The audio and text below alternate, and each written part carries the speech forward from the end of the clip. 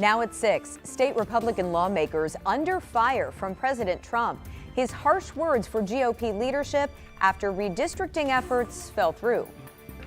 And some more seasonal temperatures have moved in. The cooler air has arrived. We'll talk about how low we're going and how long this will stick around. And a call for safer streets here in Indianapolis, a community coming together at one of the city's most dangerous intersections to push local leaders to make a change. Live from Indy, you're watching 13 News.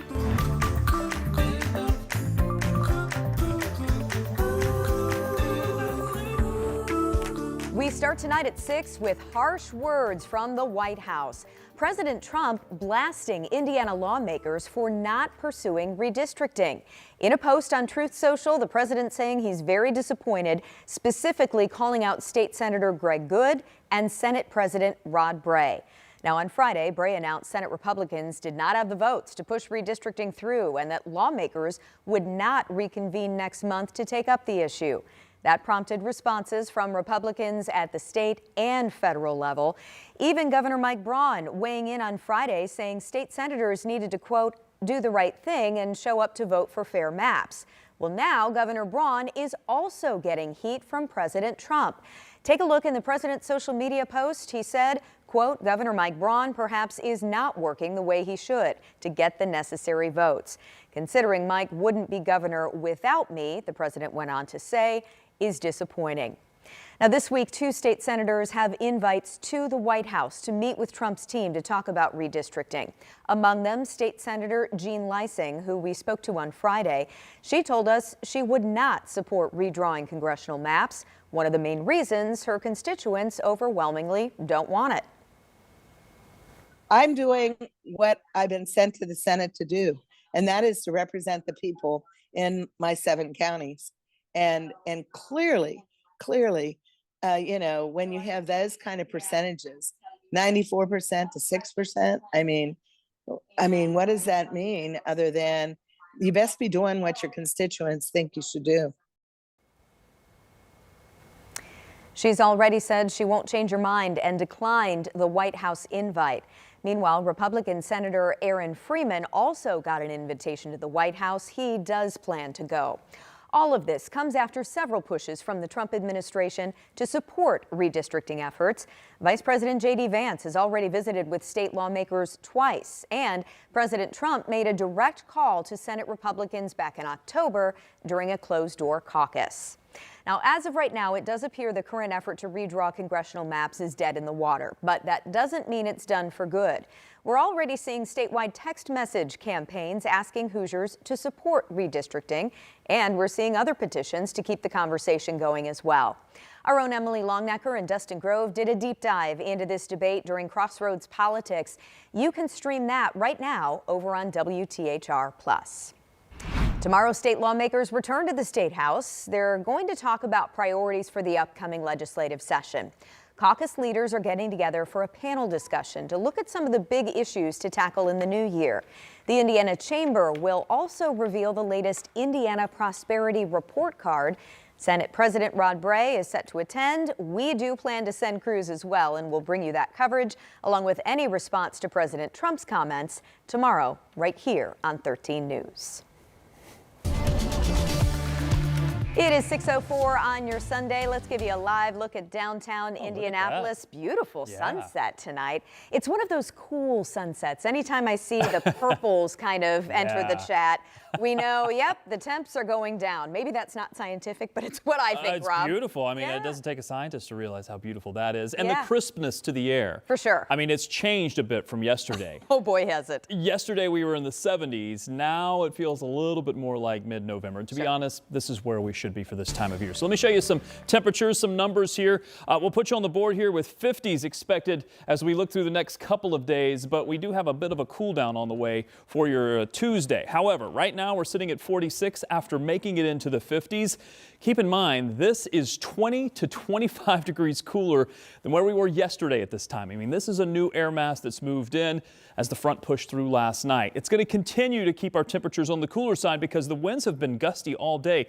Some gusts close to 40 miles per hour. We've had a couple of 37-mile-per-hour gusts. That's the northwest wind that pushed the cooler air in. In order to cool down that much, you have to move the air in, and that's exactly what we saw during the day today. Those winds will come down a bit. I think we'll see the winds lighten up during the overnight, and as the winds calm, temperatures should be able to drop to around 30 degrees for tonight. Clear skies, near 30. That's a cool start for tomorrow, but we are expecting more sunshine, and that should help to move the temperatures in a positive direction from the 20s to the 40s by really midday and into the 50s during the afternoon. I'll be back with a look at what to expect on when the rain arrives coming up. All right. See you then, Rob. Thanks so much. IMPD just announced an arrest in that double shooting that killed a man and injured a woman. We were at the scene on the near south side yesterday afternoon when this happened. That's when police took a person of interest into custody. Now investigators say they have arrested a 64-year-old man for the crime. Tonight, we're working to find out exactly what led to the violence there. IMPD's had a busy start to their Saturday, already investigating several shootings across the city. On the northwest side, police say 2 people were hurt in an accidental shooting near 25th and MLK. Police say both victims were awake and breathing at the scene. Now we're working to get an update from investigators on what may have happened. Well, now to the northeast side, where IMPD is investigating yet another shooting. This was the scene just a couple of hours ago along Baltimore Avenue near 30th and Keystone. That's where police discovered one person shot in critical condition. Now investigators are trying to figure out what happened. So far, no word on any suspects. But they do ask anyone with information to call Crime Stoppers. That number 317-262-TIPS. Now to a call for action for safer streets in Indianapolis. Citizens and city-county councilors all gathering today to honor pedestrians and bikers injured or killed in crashes. Our Ella Rhodes shares their message. A walk to remember. Across one of Indianapolis' most dangerous intersections, Shelby and Raymond. It needs to change.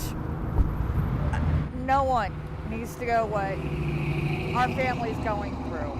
Last month, a car hit Tracy Gillard's husband right here. Sadly, he's not expected to survive and is about to be taken off life support after donating his organs. This is a 30-mile-an-hour street, and I watched them do 40. The Gillards are not the only family. Sunday afternoon on World Remembrance Day, Central Indiana Cycling honored Gillard's life and the many others hurt and killed from traffic accidents on this road. It feels good. It does. Knowing that we've got that much support just to make Indianapolis safer.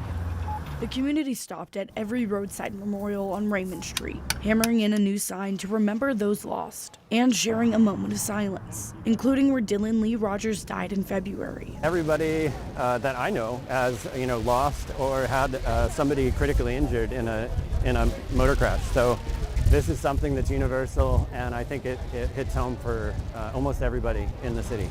Tony Chirolis with Central Indiana Cycling organized the memorial walk. I see progress being made. I don't know that it's being taken seriously at the state level. The Indianapolis Department of Public Works told 13 News they submitted work orders to improve pedestrian safety at Raymond and Shelby. For Gillard, a work order doesn't cut it or bring back her husband, hoping to see a step in the right and safer direction. In Indianapolis, Ella Rhodes, 13 News. And Tracy Gillard told Ella that her husband's honor walk is scheduled for tomorrow for his organ donation. Still ahead tonight, relief for drivers this week on the southeast side. INDOT plans to reopen the Hannah Avenue Bridge by tomorrow evening. This has been closed since June while crews rebuilt the overpass. This is all part of the I-65 Safety and Efficiency Project. INDOT, by the way, still working on some new signage, ramp reconstruction, and adding new lanes to the interstate there. And DPW is celebrating a bridge opening of its own this week. On Tuesday, the West Washington Street Bridge over Little Eagle Creek will open. Work there has been ongoing since last year when DPW realized the bridge needed to be replaced instead of just repaired. Still ahead, tariffs taking a toll on Turkey Day. Yep, we're getting some new numbers on just how much more expensive it is to celebrate Thanksgiving this year. Rob? Starting to feel a little bit more like Turkey Day too as the temperatures have cooled down. Tomorrow we've got highs in the 50s, but fall temperatures are going to stick around. I'll show you the 7-day coming up. But first, ever been to a baby shower for an entire community? We'll take you inside this event connecting new moms with some crucial resources. Next.